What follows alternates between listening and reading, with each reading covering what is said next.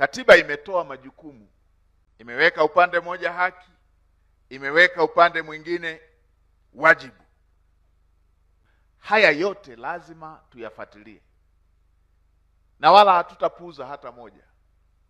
Ndio maana katika majukumu yangu ya kila siku, popote ninakopita, nikikuta kuna mtu amecheza na haki ya Mtanzania, na kuwa mbogo kweli kweli, kwa sababu hili ni jambo muhimu na jambo sio la kuchezea.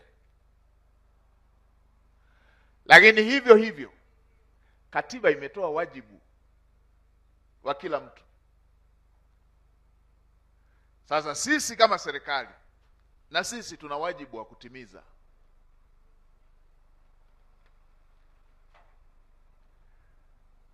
Tunapokuwa tunatimiza wajibu hasa unaohusu taifa letu na wananchi wake wa Tanzania,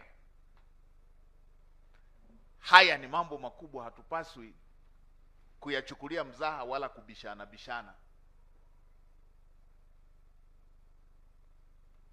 Hatutaki kukumbushia mambo ambayo yameumiza watu. Yalitokea mambo mwishoni mwa mwaka jana ambayo yameumiza watu. Hatutaki kukumbushia hayo wala kupitia wala kurudia mambo ya aina hiyo. Sasa nilisema jana,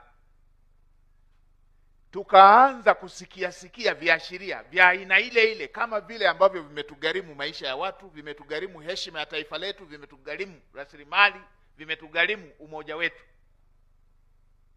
Na watu wengine wanafanya mizaha hivyo, na wengine wanachukulia mizaha hivyo. Sasa nilisema jana, nilisema nitapita na leo, ikiwa sehemu ya kusalimia, nifafanue haya. Moja ya jambo ambalo hatuna mzaha nalo ni kuhusu ulinzi wa nchi yetu, ulinzi wa Watanzania na ulinzi wa rasilimali za Tanzania. Haya si mambo ya mzaha, wala hayana upande, wala hayana pande mbili. Haya ni mambo ya aina moja tu, yanaihusu Tanzania na Watanzania wake. Kwenye hili hatuna makundi. Jambo la usalama wa nchi yetu, hili halina pande. Tanzania ina vyama vya siasa, lakini hivi vyama vya siasa vipo tu kwa sababu kuna Tanzania. Hata dini zetu